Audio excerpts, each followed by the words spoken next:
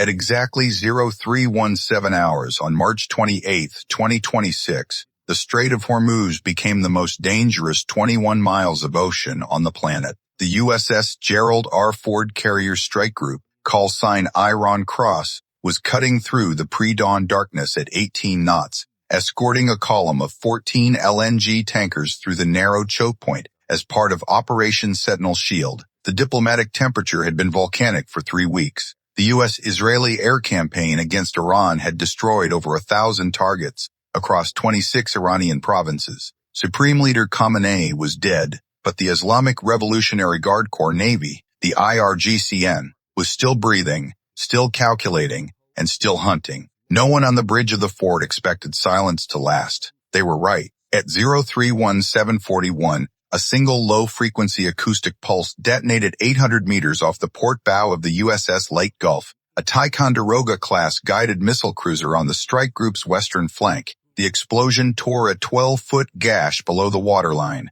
The cruiser immediately listed 7 degrees to port. Within 4 seconds, the entire Iron Cross strike group entered threat condition, Z-Bree. This was not a random mine. This was the starting pistol. The minefield had been seeded over 9 days by Iranian Ghadir-class midget submarines. The mine placement was surgical, designed not to sink the Leyte Gulf, but to cripple her SP-1D phased array radar, to blind the western eye of the strike group's layered air defense umbrella. To buy the IRGCN the 90 seconds they needed to deliver their real weapon. Every second that radar was offline was a second that 23 inbound threats would fly undetected. The IRGCN had been rehearsing this moment for 4 years. At 03180584 seconds after the mine detonation, the Combat Information Center aboard the Ford lit up like a supernova of red threat icons. The AN/SPY-6V-1 air and missile defense radar simultaneously detected 23 distinct ballistic trajectories from 2 separate launch corridors.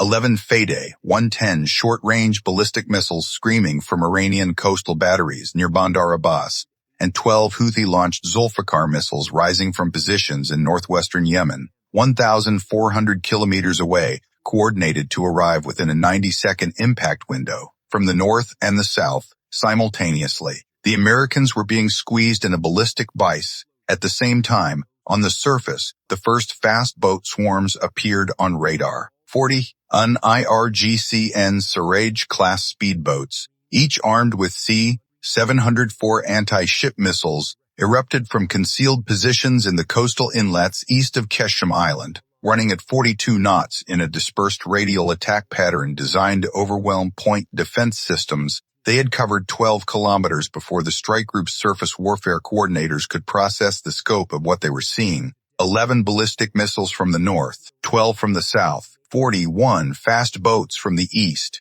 all arriving within the same lethal window. What you are watching unfold is not improvisation. This is the IRGCN's terminal swarm doctrine, a multi-domain, time-compressed ambush designed specifically to overwhelm American Aegis combat systems by flooding every defensive layer simultaneously. The Iranians had studied the USS Cole, studied Red Sea intercept data, studied Aegis engagement timing cycles, and built a kill chain engineered to find the gaps. At 0318 hours on March 28th, they believed they had found them, but the Iranians made one critical assumption that was about to be proven catastrophically wrong. They assumed the USS Gerald R. Ford did not know what was sitting 4 kilometers below the surface to her southwest. At 031822, the USS Ohio, a converted Ohio-class SSGN carrying 154 Tomahawk Block V missiles,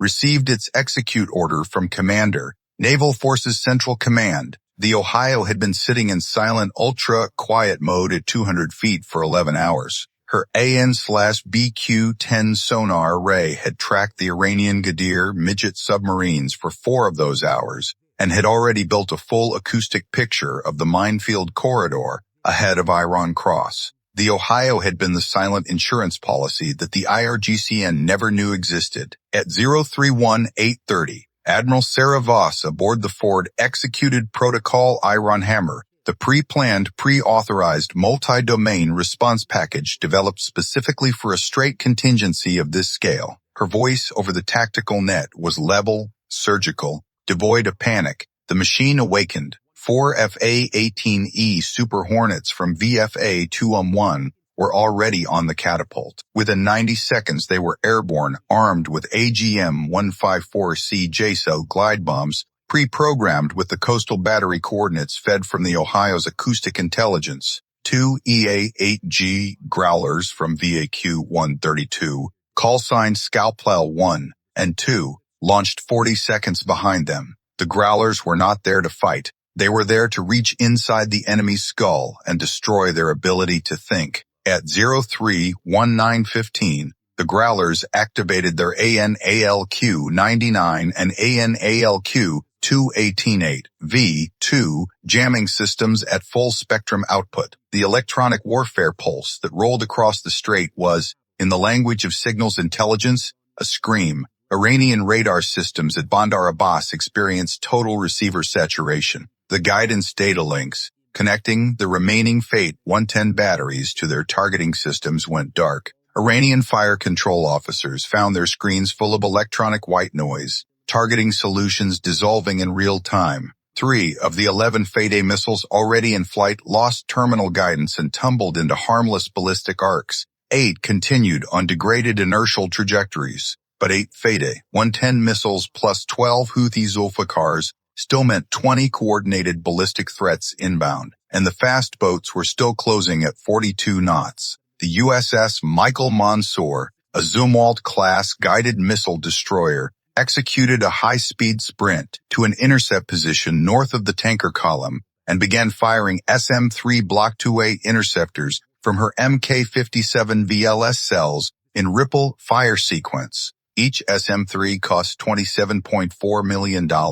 At 03:19:45, 12 were in the air simultaneously, their rocket plumes carving white columns across the black pre-dawn sky, climbing at over 3 kilometers per second to meet the Iranian missiles in mid-course phase while they were still outside the atmosphere. The Naval Integrated Fire Control Counter-Air Network distributed intercept assignments across 3 ships in real time to prevent engagement gaps. At the same time, the USS Roosevelt, an Arleigh Burke Flight IA destroyer on the group's eastern flank, opened up with her 5-inch Mk-45 naval gun at 20 rounds per minute against the fast boat swarm, while her AIM SLQ-32V 6 electronic warfare suite spoofed the C-704 missile guidance systems aboard the approaching speedboats. 6 fast boats immediately executed hard turns as their missile seekers locked onto ghost targets projected 2 kilometers off the Ford's actual position. Those 6 704s would never find their target, but 35 boats were still running, 4 kilometers out and closing. The Ford's CIWS Phalanx Block 1B, mounts fore and aft, engaged with their characteristic grinding roar, firing 20-millimeter depleted uranium at 4,500 rounds per minute. 3 fast boats disintegrated. 2 more broke off. 30 fast boats, 3.8 kilometers. Time to weapons release range, under 4 minutes. At 03:21:00, the USS Ohio executed her strike package. 12 Tomahawk Block B missiles broke through the Gulf surface in rapid succession, banking west toward the IRGCN speedboat, staging areas along Keshem Island's coastline. Not targeted at the boats already in the water. Targeted at the second wave, 28 additional IRGCN fast boats, still in covered berths, fueled and crewed, waiting for the surge order. When the Tomahawks arrived at 03:26:14, those berths ceased to exist. The IRGCN had planned for American missiles. They had not planned for an American submarine already inside their defensive cordon before the operation started. At 03:22:30, the Houthi Zulfiqar salvo crossed into the terminal phase. The Ford's SPY-6 handed off to the evolved Sea Sparrow missile system, which expended 16 ESSMs in a 40-second ripple fire window. 9 of 12 Houthi missiles were destroyed. The remaining 3 were engaged by close-in systems. 2 detonated 800 meters from the tanker column. 1 Zulfiqar running degraded GPS/INS made it through to strike the LNG tanker Rashid Star near the waterline. The tanker's reinforced double hull prevented a catastrophic breach, but the blast killed 4 Filipino crew members and ignited a fire on the weather deck. At 032300, 22 of the 41 IRGCN fast boats had been destroyed, disabled, or turned back. 19 remained inside 2 kilometers firing C-704s at point-blank range. 3 were defeated by CI West 28s. 1 struck the guided missile destroyer USS Lassen on the superstructure, killing 7 sailors and destroying her forward radar array. The sound, described by survivors as a freight train hitting a steel wall, was audible across the entire strike group. The Lassen was still fighting. Her aft CI West and her crew kept shooting. Simultaneously at 032315, an IRGCN Cyber 20 warfare team embedded in a darkened server room in Bandar Abbas executed a final contingency attack, a precisely tailored intrusion package targeting the Link 16 tactical data network that wired the entire Iran cross formation together. The attack vector exploited a zero-day vulnerability in a legacy waveform terminal aboard the USS Leyte Gulf, the same vessel already crippled by the mine.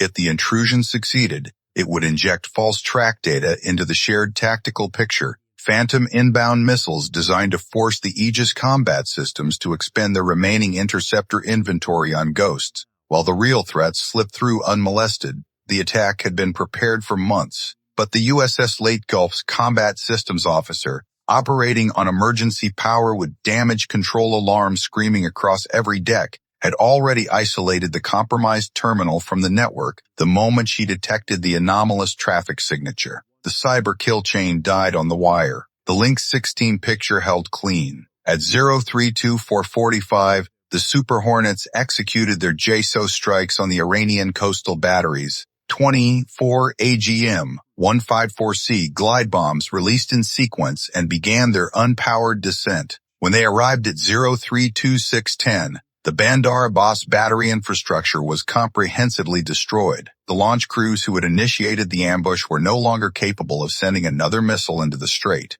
By 033417, exactly 17 minutes and 36 seconds after the mine detonated beneath the Leyte Gulf, the last IRGCN fast boat was taken under fire by a Seahawk helicopter from HSM-74, her crew surrendering as 7.62mm rounds walked across the hull. The Strait of Hormuz returned to a terrible, smoke-filled silence. The accounting was brutal on both sides. USS Lassen, 7 killed, 22 wounded, forward radar destroyed. USS Leyte Gulf, 4 killed, hull breach. Combat ineffective. Rashid Star, 4 civilians dead, fire contained. IRGCN, an estimated 340 fast boat crew killed or missing. 11 coastal battery positions destroyed. 2 Gadir submarines lost. And the terminal swarm capability built over 4 years, obliterated in 17 minutes. The Strait of Hormuz remained open. 14 LNG tankers carrying enough gas to power half of Western Europe continued their transit under broken, smoke-hazed sky. Brent crude, already at $112 per barrel, surged $17 in the first hour of Tokyo trading when satellite imagery of the destroyed battery complex leaked to commercial analysts. The IRGCN had prepared for years to execute that ambush. They rehearsed timing cycles, mine placement, swarm geometries. They had intelligence on Aegis engagement envelopes. They believed they had engineered an American disaster in the most strategically critical waterway on Earth. What they did not account for was the invisible infrastructure of American integrated fire control, the silent Ohio already knowing the minefield, the growlers killing guidance links before missiles could think, the pre-authorized execute package removing human decision delay from the kill chain entirely. The IRGCN attacked a strike group. They were unknowingly fighting a fully synchronized network. 17 minutes, 11 Americans and 4 Filipino civilians dead, hundreds of IRGCN fighters gone beneath the black water. The flags folded into tight triangles will be delivered in silence to families who will never see their names in headlines. That is the cost that sits beneath every geopolitical calculation made by men in suits who will never stand a watch in the Strait of Hormuz. The lesson for March 28th is not about firepower. It is about who owns the information environment before the first shot is fired, who sees the full picture when the enemy sees fragments, who has already pre-solved the battle mathematically while the enemy is still pulling triggers. but the next adversary is already studying this engagement, already mapping the gaps the Ohio couldn't cover, already calculating which frequency the growlers can't jam. Somewhere tonight in a hardened operations center you will never find on a map, someone is already building the answer to what happened at 0317 hours. What would you do in Admiral Voss's seat at that moment? Comment below. Stay sharp, stay informed, because the rules of this world are written in fire and kept only by those who understand exactly what it costs to enforce them.